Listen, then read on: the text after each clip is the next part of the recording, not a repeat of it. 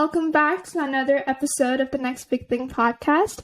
I'm your host, Diditi, and joining me today from California is Sammy Jaye. Sammy is a host of the Let's Be Real podcast. She launched the podcast when she was only 17, and now at 19, she has become the youngest person to host her own podcast on iHeartRadio. Sammy was also named to Pop Sugar's 20 Under 20 list. Now she is about to enter her 4th season of Let's Be Real podcast, or she already entered her 4th season. A pleasure to speak with you today. Thank you for joining the show. Thank you so much for having me. I'm so excited to be here. All right. Tell us a little bit about your journey and how this came to be. Yeah. So the podcast kind of started when I was a sophomore in high school. I've always had anxiety, but sophomore year, it really took full effect for the first time, and I experienced, high school mean girls, and I just didn't feel like I was accepted. And so I started as a way to kind of cope with my anxiety, listening to anything that would help with my distractions. Because if you have anxiety, distractions can be your best friend. And I started listening to podcasts, and I was thinking about how great it would be if there were people that I looked up to, just having a down-to-earth and authentic, unfiltered conversation about what life is actually like. Because in that moment, that's what I needed. I needed to hear that. And I thought, why not try and create that? And I started doing research on market and started analyzing kind of what podcasts were and were not successful. And then I kind of came up with Let's Be Real, and it just started that way. And we got greenlit for a pilot, which I was extremely shocked by. And then after a pilot, we recorded with Julia Michaels, whose song Anxiety was very helpful for me during that time. So it was very full circle. And yeah, eventually we got renewed, and then the pandemic happened. And now we're in our 4th season, and I'm in college. So I don't really know how we got to where we are today. It was kind of, it all happened so naturally, and I'm still surprised, but it's been the most amazing experience over the past 2.5 years. Yeah, I mean, and how is the process of getting your podcast on iHeartRadio? Yeah, so when I created the show, I had it in mind that I wanted it to be a guest format. And to do that and to book the guest, I thought, okay, I don't have too much credibility to my name at this point. If I were to sell this and happen to sell this with an amazing company like iHeart, they can, with having the name behind them, was more appealing for guests to come. And I pitched them the show, and they loved it because they hadn't really seen anything like it. And here we are 4 seasons later, and they've been so great to collaborate with. I feel like I've learned so much from this process because, frankly, there's no other way to learn by doing. So that is what this process has really taught me. And you started pretty young, like 17. That's such a young age. Did you feel any kind of pressure of interviewing these big, like, public figures? Like you said, you had no, like, credibility to your name yet when you first started. So, like, tell us about how you processed it, and how was that journey like? Yeah, so before I actually started a podcast, I had worked with Radio Disney throughout my journey in high school, and I was their East Coast correspondent. So I covered all their social digital and video content for the East Coast. And from there, it was kind of like we talked about, like just going into the field, doing red carpets, interviewing as many people as I could, I've always loved the feeling of having a conversation with someone and feeling like more rejoiced than I did before I had that conversation. And so I had done some work over the past couple of years, for over 4 years for Radio Disney. And so I feel like that kind of trained me for the podcast. But the longest interview I had done before the podcast was, I think, 15 minutes. And then switching to a long format, I was really nervous. And I think something that I just did was practice. I kind of structured it down, and kind of, hitting all the questions and the beats you want to hit was really important. And I kind of think of it like the conversations more so as a dance than anything, and making sure you kind of get to those beats. So that's been definitely helpful. And having that background was crucial, I think, in just kind of helping me develop what I wanted the show to be. Mm-hmm. And do like your guests kind of are taken aback when you say that you're like only 19 and like you're interviewing them? Yeah, I mean, if it comes up, I'll tell them my age, and they're like, "Wow, you are young," and I'll be like, "Yes, I am figuring it out."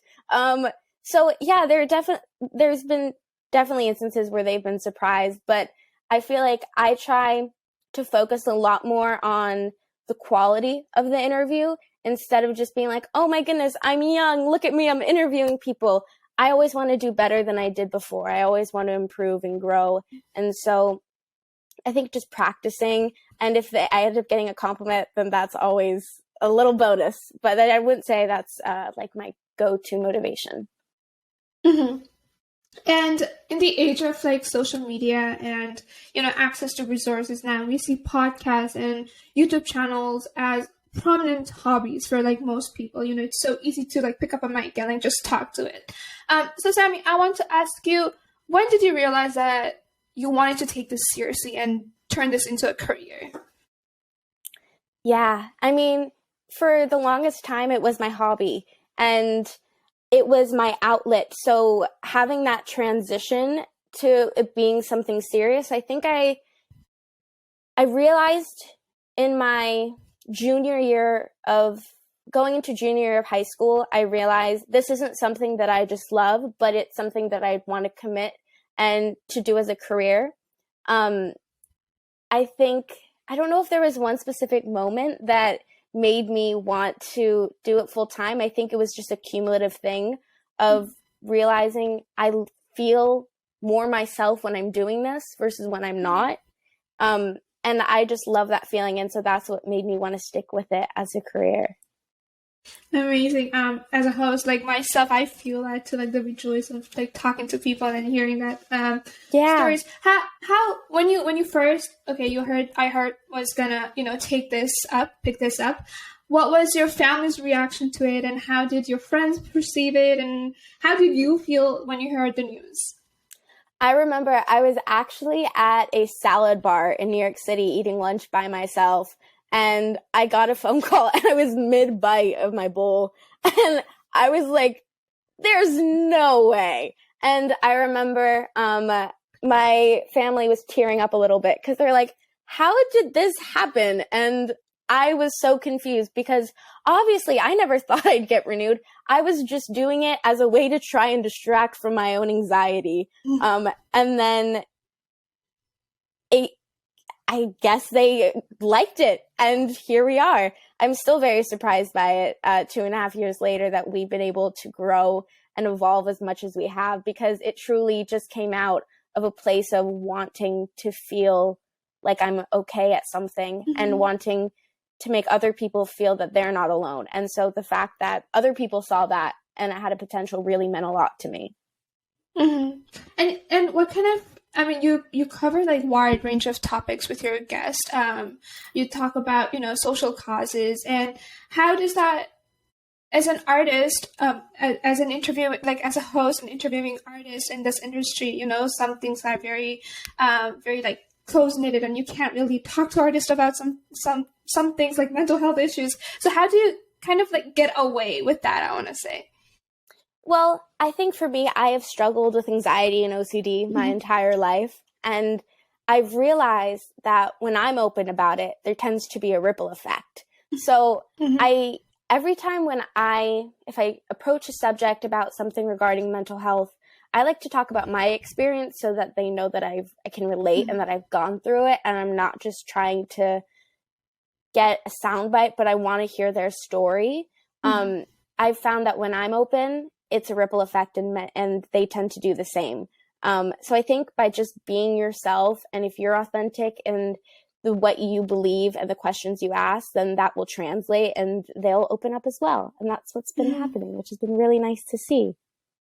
What has been your most like memorable kind of interview so far that you have done? Like you can like pick one. You can pick one from each season, or just like the whole podcast as a whole.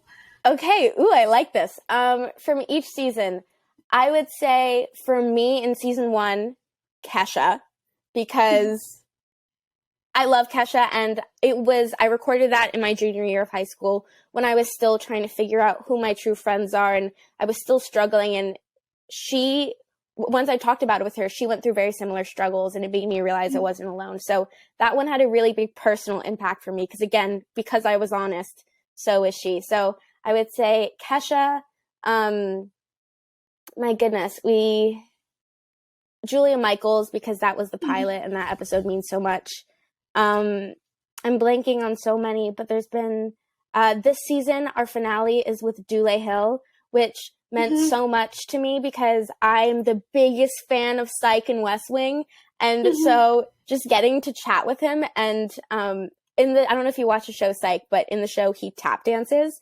And it really inspired me to learn how to tap dance. So because of him, I started taking a tap class this semester. So it was just full circle for me and always around. So I'm definitely blanking on some people, but I think the conversations that stick out the most are the ones where I feel like I have an emotional reaction to, and that it's really like I've learned something from it, especially. Has anybody cried? Has anybody cried in your podcast so far? Other than you, has anybody cried in the podcast so far? Cried? I don't know. That's a great question. I don't think so. Because it's very interesting. Though we talk about heavy subjects and stuff, we talk about it in a lighter tone, so it doesn't feel heavy. So I don't think tears have come, but yeah, I'm going to take that as a positive that I haven't made anyone cry yet.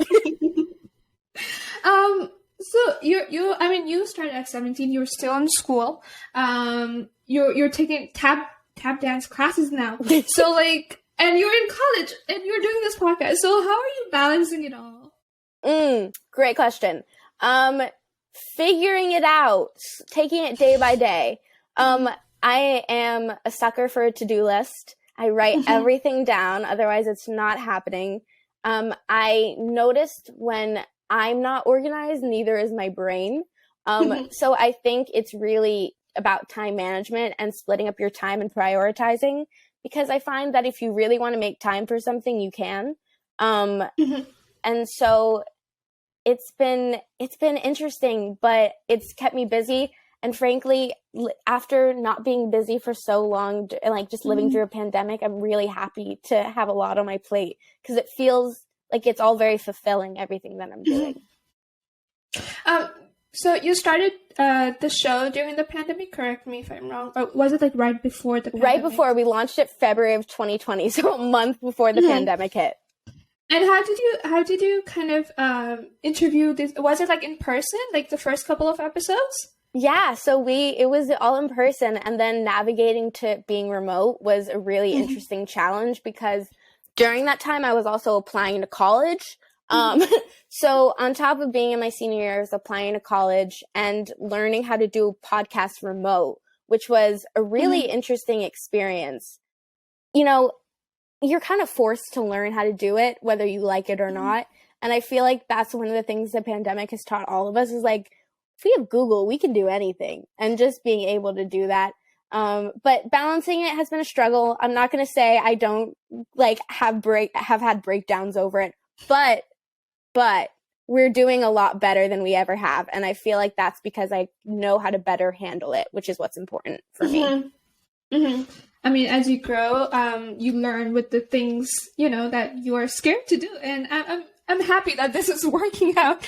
It's all a learning experience. And you've had a success at a young age, right? So what is it like being in the classroom with like your colleagues and your friends, and like when you go outside, like when you get recognized, how's that feeling? Like, how do you feel about that? Oh, I think what's great is none of my friends care. I am surrounded, but I've noticed that when I surround myself by other driven, creative people, it pushes me to want to be better. And so a lot of my friends, they inspire me in their work ethic. So I just kind of look up to them in a way. So for me, my podcast is just one of the things that I love to do. And I really appreciate it when my friends, they support it and they love the podcast, but they don't love me because of the podcast. Mm-hmm.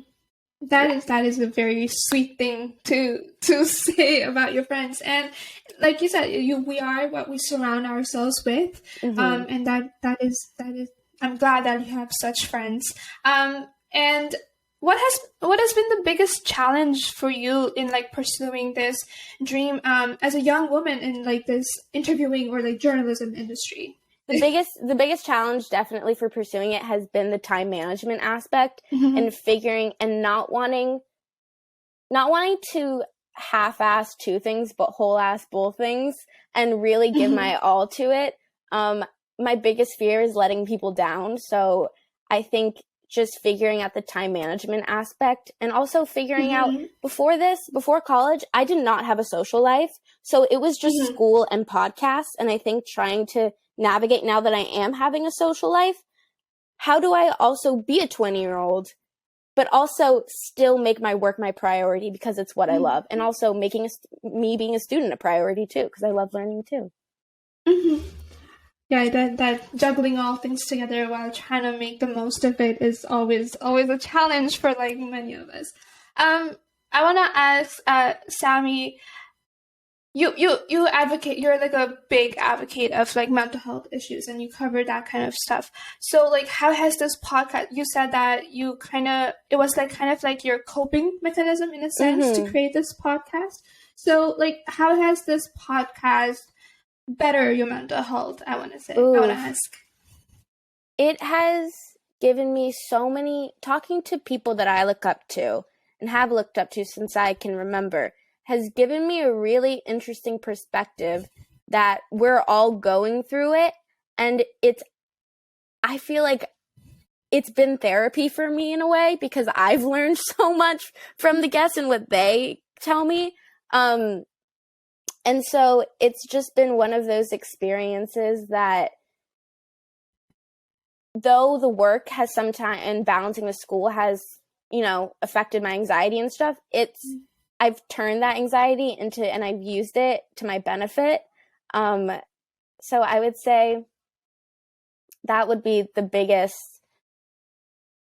It's helped my mental health so much, because I feel like having an outlet and having a hobby and feeling like you belong is so important, no matter what that is, whether that's in sports or journalism or what. And I'm very glad that I found it, because I don't know where I would be without it. I really don't. Okay.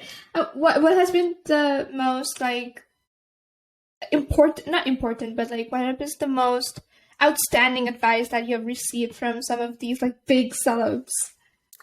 Okay. The biggest piece of advice that I've been personally soaking up in recently was, I don't know if you know who Claudia Sulewski is, but she's an amazing... Yeah, oh my god, Phineas's girlfriend. Well, she's not just Phineas's girlfriend. She's amazing. But yeah, she's amazing. She's incredible, and she told me something: you can't compare your chapter 1 to someone else's chapter 6. And I was like, that's so true, because we're all on our own different journeys that you can't even compare it, because it's just straight up a different book. So I feel like once I realized that it's so unnecessary to compare ourselves, and that if you just focus on your lane and how you can be the best version of yourselves, you'll grow in your chapters and you'll eventually get to where you want to be. But, in the meantime, comparison is the thief of joy. So it's so not worth it. Focus on your own journey. And that's what I've been doing. And I've been a lot more content since I've been following that advice. So that's been speaking true to me a lot lately. Amazing. And how have you evolved as a host, as an interviewer, and during this journey? Oh my goodness. I'm a different person. I feel like I have grown and changed so much every couple of months, especially since the pandemic.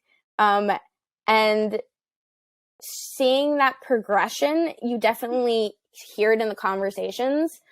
For example, a lot of the topics I didn't talk about in season 1, I'm talking about now. I'm definitely a lot more open myself. And I've noticed that openness translates. So I think my evolution as an interviewer is just my evolution as a human. And it's kind of cool that you can see it over such formative years. So I'm excited to be able to look back on it in the future. But I think it applies to how I can just keep growing and be a better version of myself, because I think that in my personal life and I wanted that to reflect in my work. I mean, has it been hard for you to kind of like tackle topics on like mental health issues, like with your own, like when you talk about your own personal journey, or when you hear your guests talk about their own personal journey? You know, some things are very like serious, and I know you said like you keep it in the light tone, but still like it's still serious. So how have you been dealing with that, and how have your fans, like the listeners of the podcast, received that? I think having an open dialogue is so important, because especially talking about serious topics, it can take the power away from it and make it less intense and more like, okay, you're not the only one going through this, so are other people. And I think coming at it from that perspective, because frankly, there's so much that happens that we've all lived through and that are really serious topics. And I think it just goes back to obviously creating a comfortable environment where they feel like that they can speak without being judged, but also knowing like you're not alone. And I think it just comes back to when you're honest, they're honest. And, you know, it's figuring out how you want to have those conversations and what your intention is of having those conversations. Is it to just hear their story? Is it to better understand what they went through? Is it like there's so many different angles to go about it from that I think, you know, what your intentions are really matter, whether you want, you know, a soundbite or a hit piece, or you do really, you know, want to learn about their experience and hope it helps others. So I think it's all about your intention as well. I mean, Sammy, iHeart has picked this up for 4th season. You have already recorded some of the episodes, and it's already out there.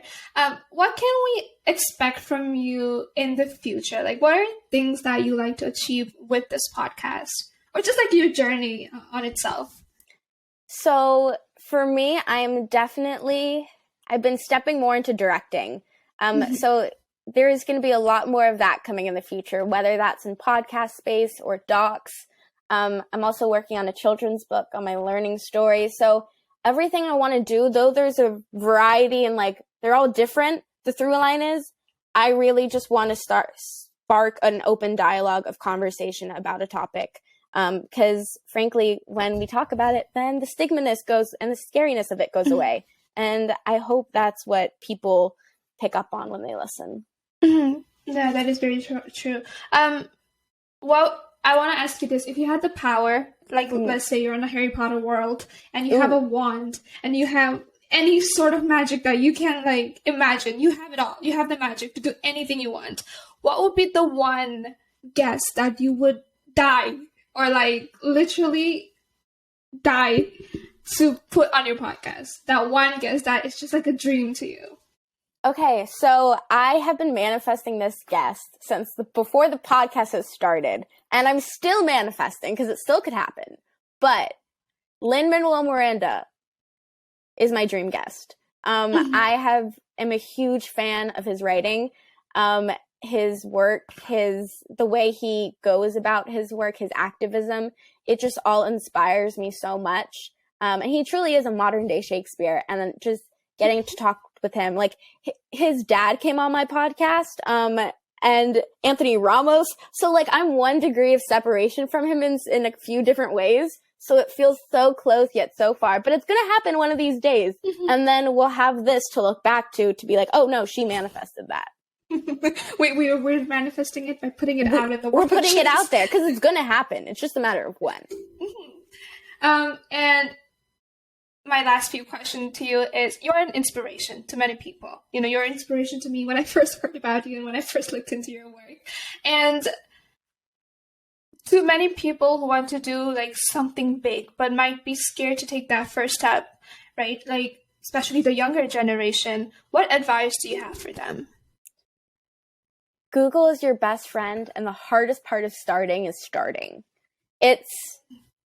We're living in an age where we can literally look up how to do anything.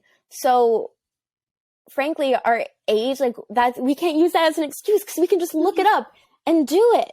I think the other big piece of advice is shoot high, shoot for the stars, because you never know where you're going to land. The amount of times people have told me, okay, that's unrealistic. My entire career is unrealistic. And I feel like if you shoot high and you know that you have no limit and that you can accomplish whatever and don't give yourself that limitation, you just got to do it and start. It's kind of like when you're working out. You kind of just have to start it, and eventually you'll get in the rhythm. Eventually you'll like it. But starting is the hardest part, because I would say find what you love, find what you want to do, find a way to execute it. And if you have any questions, you can always DM me. Amazing. And my last final question to you: what has been the most pivotal moment in your journey as an interviewer, as a young host, as a journalist?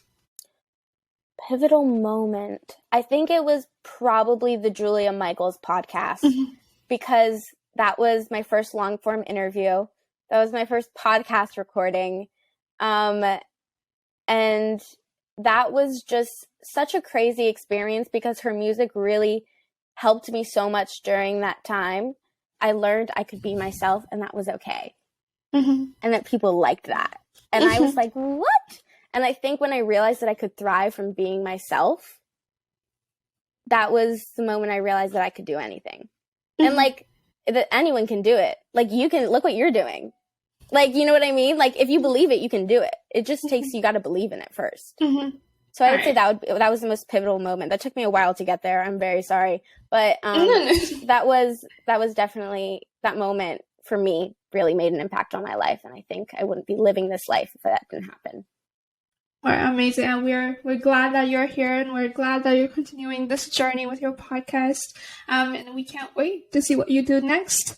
And with that, we have come to the very end of our conversation. Sammy's podcast, Let's Be Real, the finale comes out on December 29th, literally next week. So please make sure you listen to it. Today I've been speaking with Sammy Jaye, and for Next Big Thing podcast, I'm your host, Didi Gadel.